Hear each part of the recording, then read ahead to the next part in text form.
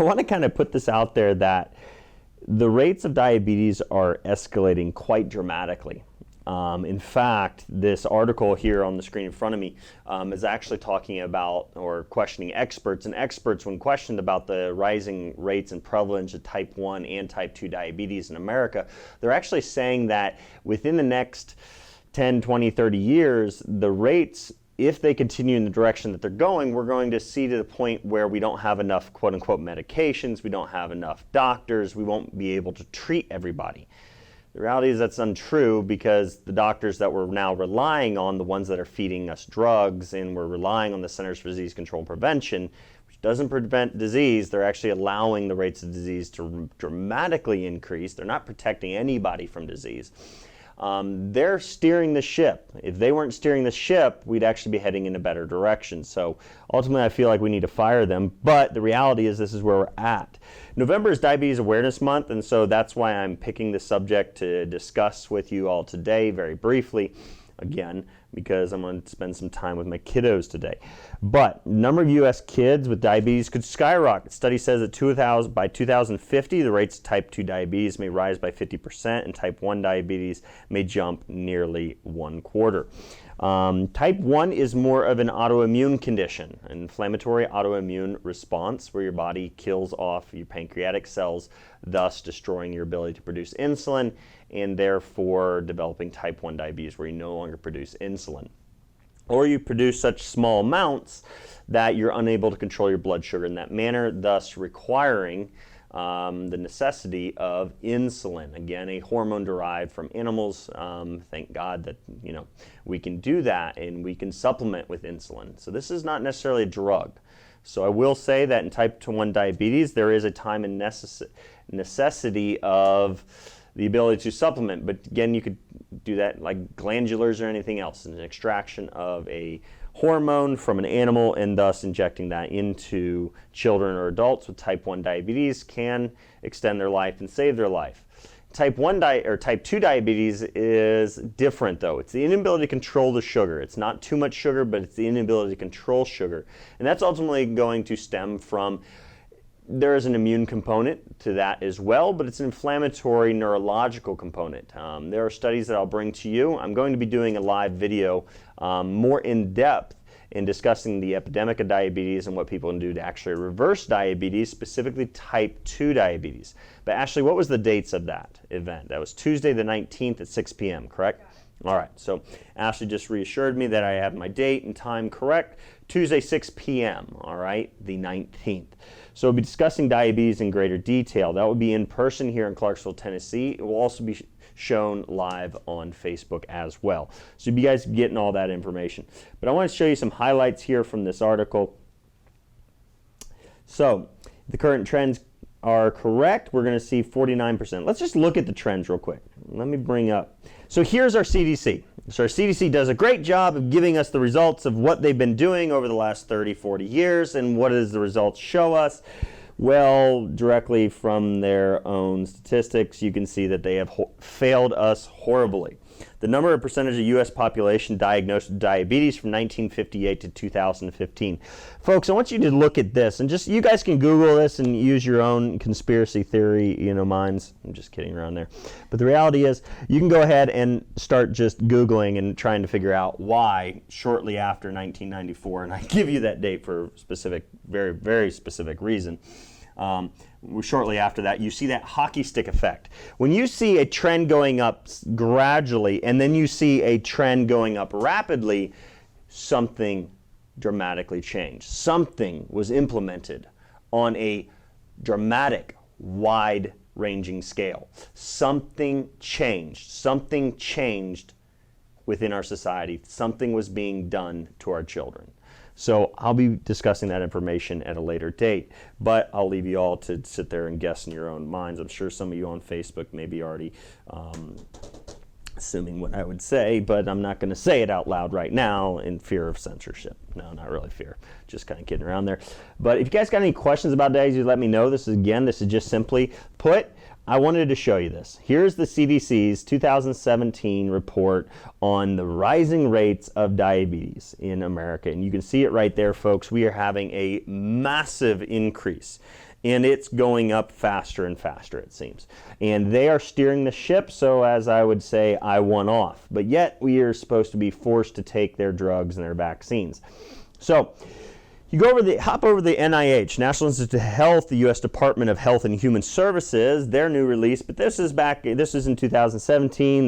They reference a 2012 New England Journal of Medicine showing the rates of type 1 and type 2 diabetes going up dramatically. But I want to scroll down to this, about the CDC. So they're taking the report I just showed you from the CDC, and they're saying the CDC works 24/7. Round the clock, saving lives. No, they don't, because more people are dying from chronic illnesses, diabetes, heart disease, stroke, autoimmune conditions, and cancer. So we're seeing more people die at earlier ages and more people being diagnosed and being medicated. So they're not really saving lives. So I wouldn't say that, but that's what they claim they're doing. But watch this. And protecting people from health threats to have a more secure nation, whether these threats are chronic or acute, man-made. Man-made. Are the CDC really protecting us from man-made illnesses and problems? No, they're not, because otherwise they'd be fighting tooth and nail to basically prevent the use of GMO crops within their nation, and they would stop the false marketing and promotion of Cheerios and different things like that being healthy for you. They would stop us from drinking sodas. So these man-made illnesses that are well established to be man-made, guess what? They're not doing anything to stop that. In fact, if you read the Centers for Disease Control and Prevention, Protecting the Private Good, it's a British Medical Journal article. Again, I quoted that title specifically for you. So you could Google that, Centers for Disease Control and Prevention, Protecting the Private Good. If you look that up, you will find a British Medical Journal article that details out that the U.S. government agency, supposedly a agency, did I just, agency? Never mind.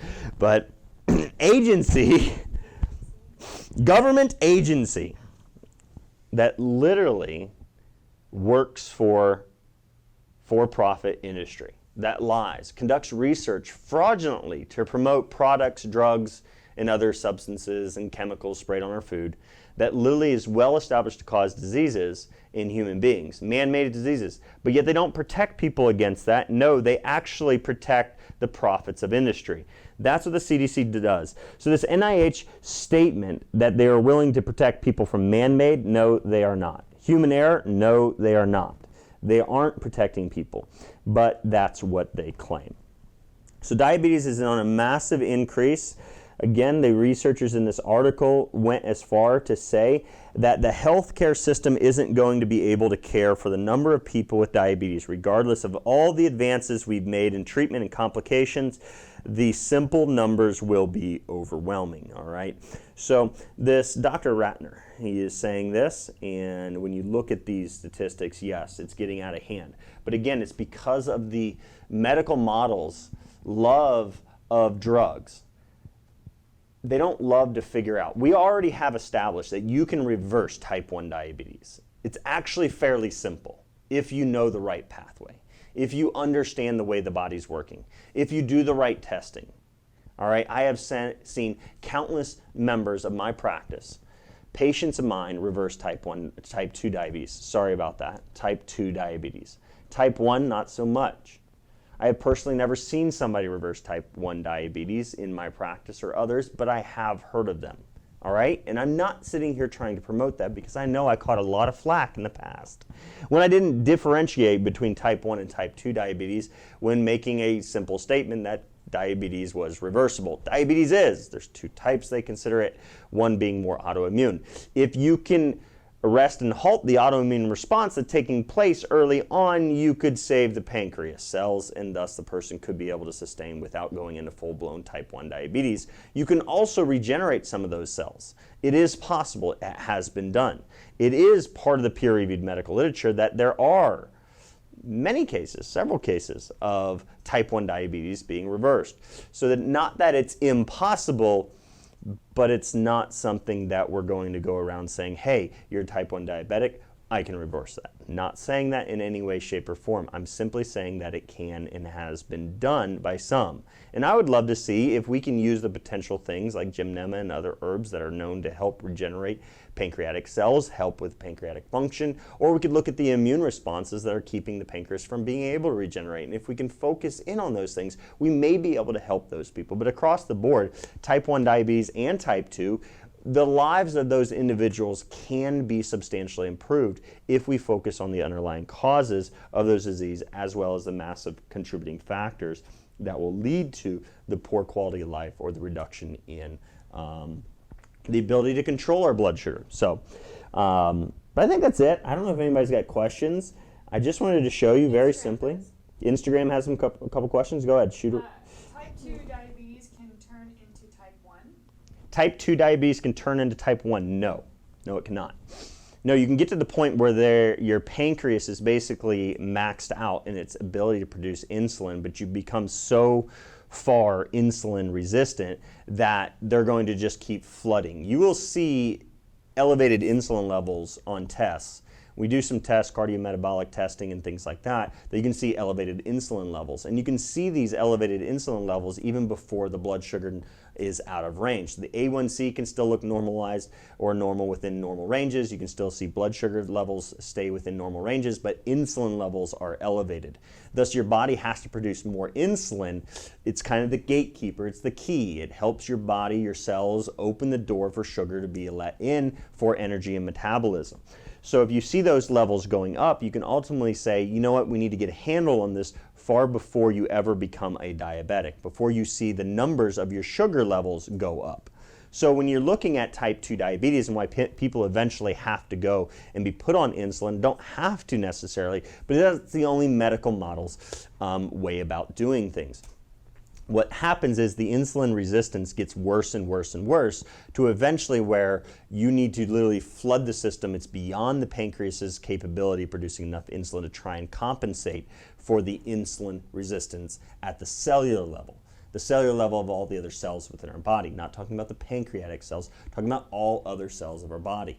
So that's why they eventually get put on insulin, because they still can't control the blood sugar levels. Type 2 diabetes, you can reverse it even when somebody's on insulin with type 2, all right? They're gonna have typically a little bit more difficult road and pathway back, and they're gonna need to adhere to things a little bit more strictly. Now, someone could develop type 1 eventually in an autoimmune response reaction that could kill their pancreatic cells and end up with type 1 diabetes, but that would not be because of type 2 diabetes. So they're very, very different. Any other questions? Same person. My stepdaughter doesn't. If you want to bring the question in. Insulin at all. So it doesn't produce insulin at all, is what I'm guessing. So her daughter, stepdaughter does not produce insulin at all. 24/7. Yeah, so that's type 1. So that is a type 1 diabetic. So if they don't produce any insulin at all, they're type 1 diabetes. So, but there is a lot that they can do, all right? You can apply the same nutritional strategies, the testing strategies, the herbal and supplemental strategies. You can apply those same things. You can apply chiropractic care. I mean, and again, I will get these studies to you. Again, you get the references. They can do TWD. So the three references I had today, if you do TWD in the comments on Facebook, you get the references. We'll put this up on the wilddoc.com on the website. If you subscribe there, you always get the emails and things like that whenever I put out new information and research reviews. But that way, if I ever get censored on Facebook completely and never can actually go live again, you'll at least be staying connected with us. So I'd highly recommend it. YouTube as well, subscribe there. But kind of going over that or thinking about that, I'm going to be reviewing a lot of different research studies. I'll give you an example. I had a gentleman, his name was Walter. Walter came in from a car accident, and this was early on in my practice. Wholeheartedly loved chiropractic and what I could do with chiropractic, and chiropractic alone is phenomenal when it's specific corrective care. All right, so that, and even pain-based care, general adjustments can have massive quality of life beneficial effects for people. So I don't want to harp on those chiropractors doing that form of practice, because there is a desperate need right now for just a general pain relieving chiropractic adjustment that could keep people off of opioids. So nothing to downplay the massive benefits that can be had there. But working with upper cervical alignments, we work on areas that affect the vagus nerve. So that's what I do in my practice and Wellness Way doctors around the United States and now around the world. But doing the type of work we've been able to do, I've been able to see people like Walter be able to come in from a car accident, be on high blood pressure medications and diabetes medications, metformin, he was type 2. Now, when I started to adjust to him, his blood pressure numbers came down, and so did his blood sugar numbers, to where they came down so far that he needed to come off of very quickly his blood pressure medications. And then fairly quickly, over a couple months, he came off of his diabetic medications. The man never changed anything in his diet. This was before I was doing anything of the Wellness Way approach. I was just doing straight chiropractic care on this man. And how would that happen? How would a type 2 diabetic patient be able to completely reverse their disease process with nothing more than a chiropractic adjustment to their upper cervical spine? The way in which that works is we've now determined, or science has now determined, I call it we, well, I'm able to bring the research to you. I didn't do the studies, but Surgical Neurology International, September 2nd of 2010, published a research article where they were doing decompressive surgery, decompression, taking pressure off the brainstem, off of the vagus nerve, off of the brainstem, to allow for the restoration of normal communication from the brain to the rest of the body. And there's a neurological component to the control of your blood sugar. That being said, after this surgery, they were able to see people with type 2 diabetes completely get off of their medication just like that. Now I'm saying, hey, a skilled surgeon could save somebody's life in an emergency situation, but before you take a knife to your brainstem, I'd say, why don't you try something safer, such as a chiropractic adjustment, if somebody does upper cervical specific work or corrective work. So highly recommend that. Type 1, again though, if you can improve neurologically, if you can improve immunologically, if you can improve digestively, you can improve nutritionally, guess what? You can improve your quality of life, prolong your life. And child diagnosed with type 1 diabetes has a substantial increase in their overall mortality and a decrease in their longevity. So in my opinion, taking care of their body, not doing what I see, not doing anything the medical physicians seem to say, except for take your insulin.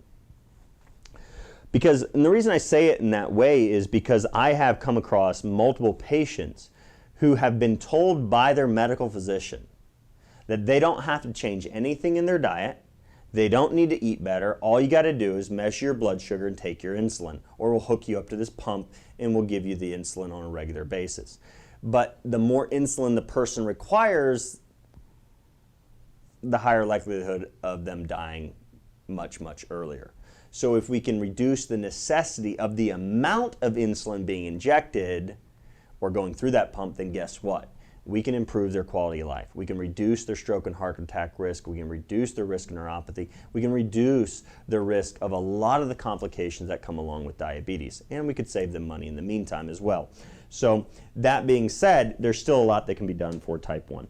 So Shay on Facebook says, mom of a type 1 diabetic here. Really wish the name of type 1 diabetes could be changed to that so that the correlation of keeping type 1 and type 2 in the same articles would stop. Type 2 is nothing like type 1. Thanks for the hard work in health. Absolutely, Mom. Shay, I completely agree, and I stumble over my words periodically as I discuss diabetes. And yes, you have to make that delineation. Type 1 is an autoimmune type response. All right. It can be also a neurological paralysis. There's other instances where it's like that with type 1 diabetes as well, which those would have a higher likelihood of being able to be reversed if the neurological system and restoration of communication can be restored. But immunologically speaking, it's definitely the number one factor in type 1 diabetes development. So, and we're seeing that get worse because we're seeing all types of autoimmune conditions. The rates of those things go up and up and up. Roz, the amount of sugar in wheat wouldn't be good for diabetes. Absolutely not. Any other questions on Instagram there? Sarah says, can you slow down autoimmune response or prevent a high-risk type 1 patient from becoming diagnosed? So yes, you can. You can look at proper testing of your immune system. You can look at proper testing of your digestive system. You can properly evaluate your neurological system through your spine. By doing those things, you can, in taking care of those things preemptively, you would be reducing the risk of autoimmune development. So, and staying away from autoimmune triggers, all right? I will leave it at that right now, and we'll be discussing more about the autoimmune triggers that, again, happened right around in this time period right here. So if you saw that, it's right around 1994. Just kind of throwing that out there. Shortly after 1994, you see that hockey stick effect going up. So what did we do around 1994? What was implemented around 1994? Just, as they say, these aren't the droids you're looking for. At least that's what the CDC wants us to think like they can do. These aren't the vaccines. I mean, shoot! You're looking for. What do you suggest? What do you suggest for, so Melissa says, what do you suggest for someone struggling with gestational diabetes? So gestational diabetes oftentimes is a neurological component, not typically going to be a nutritional issue. It's a structural issue with the spine. I have multiple patients who've suffered or been diagnosed and told they have gestational diabetes, and we adjust them and blood sugar numbers improve just like that. It's a neurological stress. It's a physical stress on the body. Typically the posture changes in such a way because your belly enlarges, your chest enlarges, so you carry the weight. The weight is disproportionately towards the front. So the weight going out here causes typically a shift back in the shoulders, rolled shoulders forward, forward head position. Creates tension on the spinal cord, ultimately can create pressure on the brainstem through a tractional force or a pulling force on the spinal cord. That induces a stress response. Stress responses are going to elevate your blood sugar levels and your insulin levels, thus can lead to the diagnosis of gestational diabetes. Let me put it in a different perspective there. The reason that mechanical stress on your body can initiate the process towards and initiate to go move towards a stage of diabetes or a state of diabetes is through stress responses. So if you were running from a tiger, you would literally want for your body to go towards a state that is more towards the promotion of a diabetic diagnosis. The reason that is because you want more insulin and you want more sugar to be dumped into your bloodstream to work like jet fuel. You want energy ready to go. Sugar burns very quickly. High heat, basically, it's going to be like your jet fuel. It can allow you to run as fast as you possibly can for as far as you possibly can to get away from that tiger. This is a proper, healthy response if you're running from a tiger. But if you're not running from a tiger and it's just a structural stress on your body that is not going to go away unless you correct it, then that will be a prolonged stress response, and that prolonged stress response would then lead to the diagnosis of diabetes. So gestational diabetes, yes, can absolutely be controlled without any medications whatsoever. So here a bit late. Yiska says, here a bit late. Any connection between varicella vaccine and autoimmune issues? We'll talk about that one in the future. All right, and we'll bring you some research on that and other vaccines as well. So I'm convinced varicella flu vaccine in 2015 caused my autoimmune issues and eventually having Graves' disease. Notice that the Graves symptoms beginning in late 2017. Kratom has helped me so much in CBD flower as well. So she's looking at using herbs to help with her pain and autoimmune and inflammation. I'm off of my thyroid meds thanks for plant medicine. Awesome. Awesome. But I would agree with you that those vaccines are autoimmune triggers for sure. Asthma. That's how ASMA. Some of these names, I apologize if I butcher them. I'm a type 1 diabetic for over 15 years. Going keto helped me lower my insulin by 70+%. No need for metformin anymore. My numbers are stable day and night with very few lows. My energy is stable. I finally lost weight. It's amazing. Just needs a lot of studying for safety. My endocrinologist, I believe she's saying, wanted me to eat tons and tons of carbs and multiple meals a day. Wow. So your endocrinologist was an idiot. Thank you for pointing that out for us all. But you were smart enough to do your own homework and research and learn about a ketogenic diet. Just be careful that you're not eating bacon every day and that's it. And that wouldn't be keto, because if you ate too much protein, you would go out of ketosis. So, but you want to make sure that you're eating a healthy keto diet. Sometimes I laugh because things are keto but not healthy. So eat a healthy keto diet. All right. Anything else on Instagram? No, they're just like wow and agreeing and Cool. you're just All right. soaking it all in. Awesome. Well, TW in the comments if you want the articles in this CDC report that shows the CDC is failing us and the ship is heading in the wrong direction, and we all need off of this sinking ship as quick as possible. And then also let And we need to save as many people as we possibly can too. So, what's up? I was just going to say, tell people to text TWD to the number on the screen. If you text TWD, the number on the screen, you will get alerts when I go live. Because I'm being censored by Facebook, I can no longer alert people when I go live on Facebook. So that being said, we can only do it through phone. So if you would, that helps us out in letting you know when we're doing live videos. Then you can jump on your Facebook, you can watch the videos, or you can learn about when we're putting stuff up on the website and things like that. TheWildDoc.com, subscribe there to the email campaign system so I can stay in touch with you. If you would, share this video. Don't just like it. The only way we're going to save lives and get people off this sinking ship that is being steered by the CDC and our mainstream medicine model. They can reverse diabetes. That's the most frustrating things. We can reverse diabetes, but they're not doing it. I just read you a testimony of one individual substantially helping herself control her diabetes, get off of medications, and she did exactly the opposite of what her medical physician said she should be doing. So you can see they are taught and brainwashed into believing that keep doing the things that are causing destruction to your body and disease while you take our drugs so we can profit off of you. It is truly, truly sad. So help me help and save other people. I love you all. I appreciate you all. Share the truth. Don't just like it. It's the only way we save lives. Stay tuned for more on Tuesdays at 2, right? Yeah. Well, we're going to try and do like a Tuesday at 2 thing, so if we can.